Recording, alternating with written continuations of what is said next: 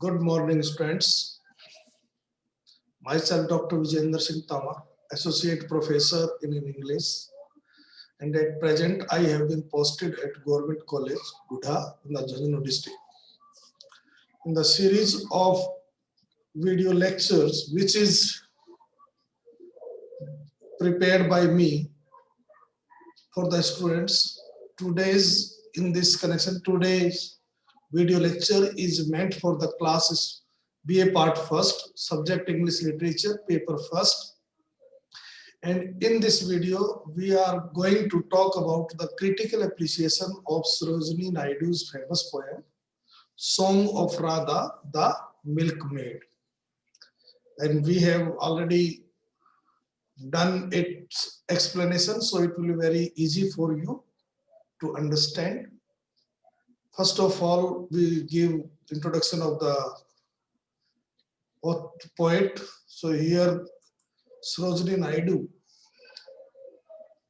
It is evident that Sarojini Naidu is a name which is famous and well known to every Indian, not because of a famous poet, but because of her contribution in the freedom struggle.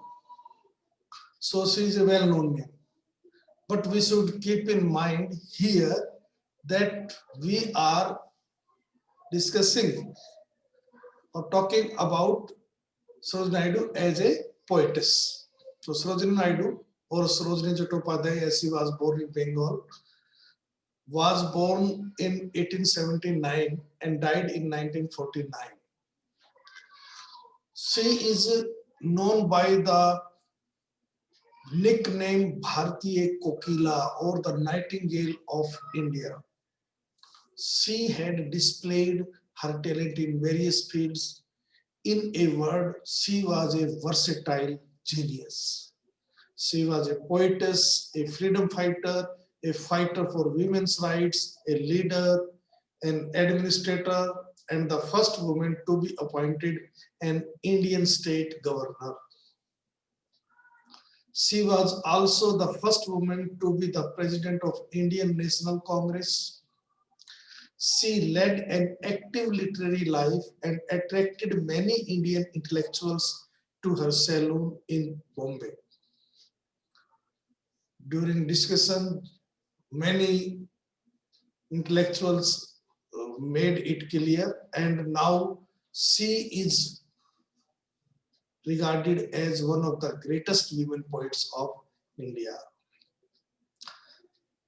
She wrote many poems, some of them published in many anthologies. Some of the famous anthologies which published during her lifetime were The Golden Threshold, it was published in 1905. The Bird of Time, it was published in 1912. And The Broken Wing, it was published in 1915. She was a versatile all-rounder, we can say, and she led an active literary life. This is the proof that 3 anthologies were published during her lifetime.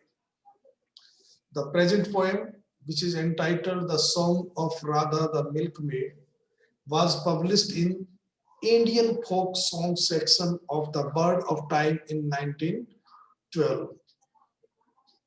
It is based on the folk stories of the Bridge area. Bridge is a particular area. For example, where at the present I am posted is known as a part of Shekhawati. The same way, Bridge is a area which covers Mathura, part of Bharatpur, Agra, etc. And it celebrates the divine love of Radha and Krishna. The love between Radha and Krishna is immortal. Radha, who has become the symbol of eternal feminine, cries for absorption in love. Every Indian knows that Radha, the milkmaid, belonged to a small village, Barsana. Barsana is a famous village, and during Holi festival, we heard that this is the Holi of Barsana, near Mathura. She used to go from her native village to Mathura, the town where her beloved Krishna lived. This theme has been used by the poetess to show the true love of Radha for her lover. The two other names of Krishna are Kanhaiya and Govinda. And there are many names of Lord Krishna. And these are famous names. Mathura is the chief center of the mystic worship of Krishna. The divine cowherd and the flute player, the divine beloved of every Hindu heart. Every Hindu regards Lord Krishna as the incarnation of God and has great respect and honor for Lord Krishna. Now let us come to the poem.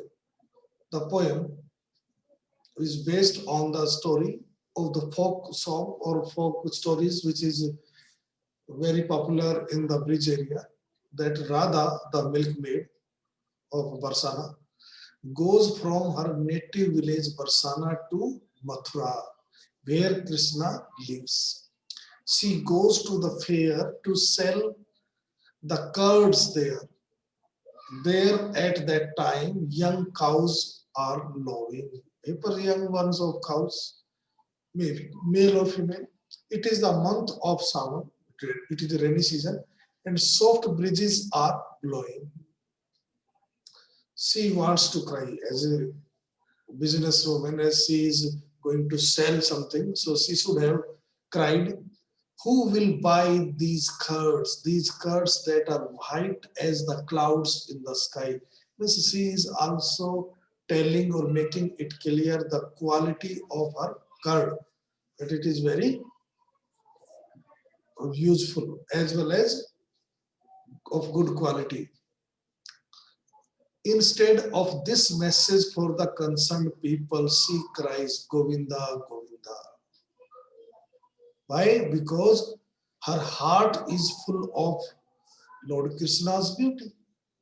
And she forgets that she has come to sell her curds. She is completely under Lord Krishna's spell.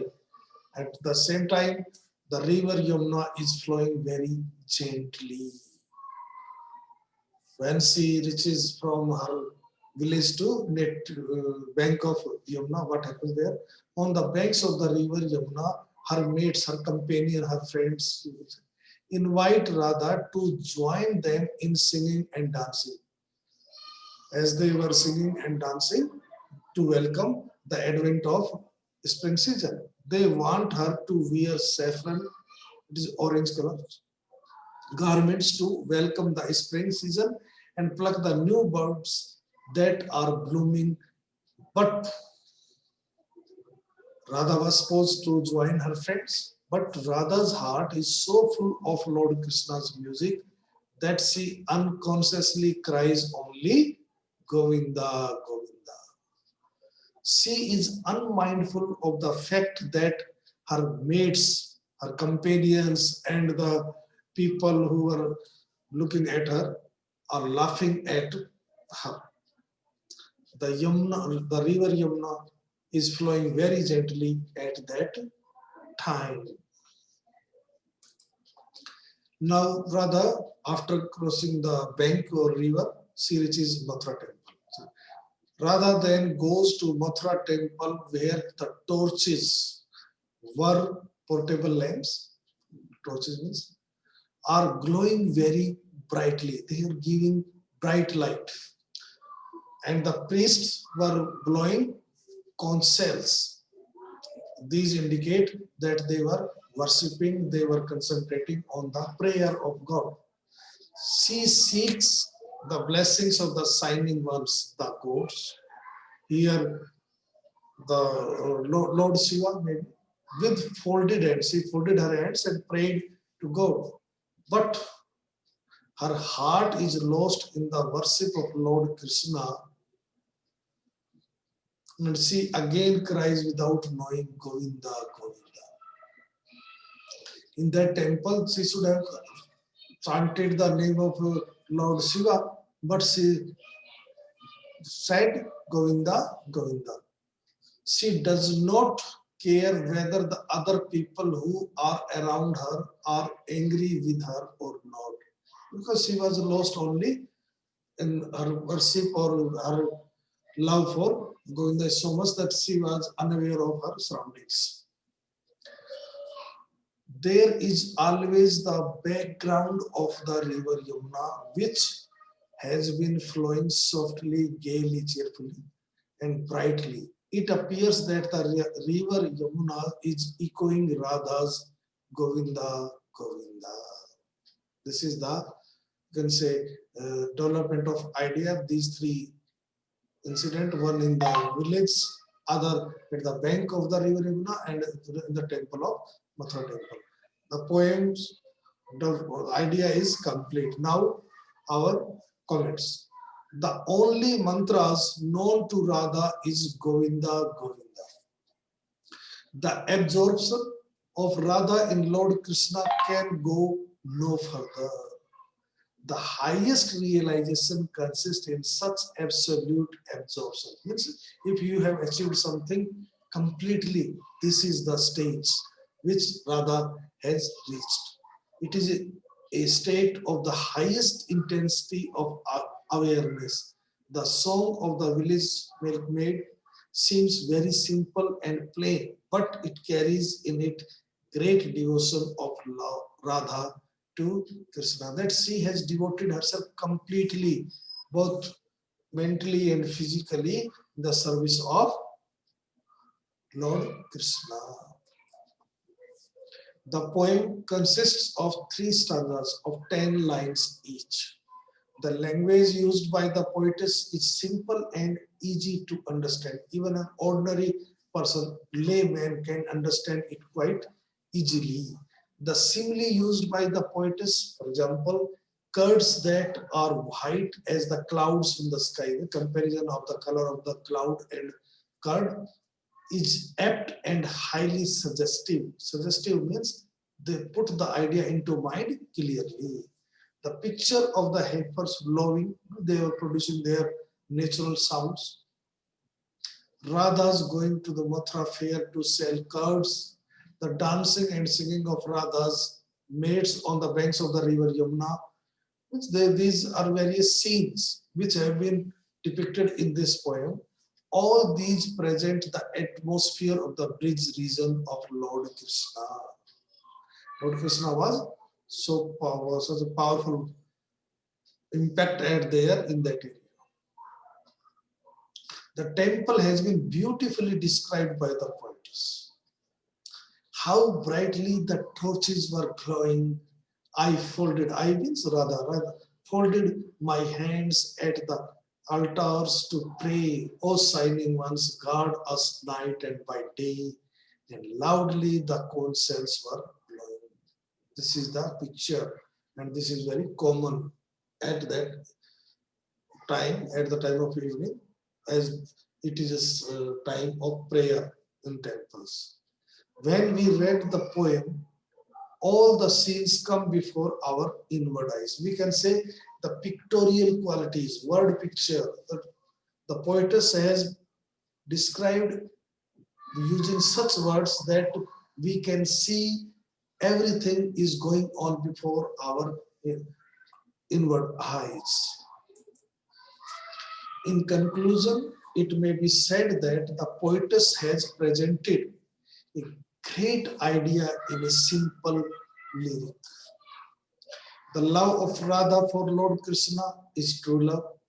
She aspires to merge with her lover. Let's become one with her lover. It is in such absolute absorption alone that life's highest realization consists. This is called highest achievement. It is the state of the highest intensity of awareness. The poem has been highly appreciated by critics. We can conclude with the comments of Mulkraj Anand, who says, that Mulkraj Anand was a great Indo-Anglian writer. He, after going through this poem, made the following comments. And this is the best way to conclude this poem's critical appreciation. Here, the poetry of romanticism This is a part of romantic poetry, of ornate epithets, decorative adjectives, and delicate similes, very beautiful similes, has become infused, so has mixed with transcendental experience, an experience which takes one from one stage to another stage. Sarojini Naidu has transferred love as personal desire into divine love and given it a sense of eternity of the universal. This is her achievement, and she has achieved her purpose in a masterly manner. We are very much impressed by the way she has presented the ideas in the poem. Thank you very much.